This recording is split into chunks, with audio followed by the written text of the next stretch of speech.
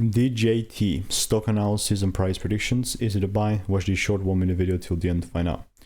Trump media and technology stock just hit the highs, which is pretty cool, because if you look at my previous video here when I called out, that was my exact premise and thesis. You know, I was looking to take it up, and this was made like you can see 6 days ago on 15th of October, and this will just kind of move to the right side of the screen. Since that's already since we already delivered that, all I'll do is just get rid of all the stuff here. We have now new ranges, which are these demand areas, and we have new highs, which are these highs. I will not start buying unless the price pulls back into my demand area and gives me a double break.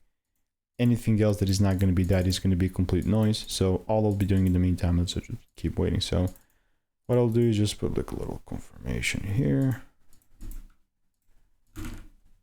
This is what I'm doing, waiting. If you want to learn the strategy, you want to make more money by taking less trades, click the first link in the description. See you in the next one.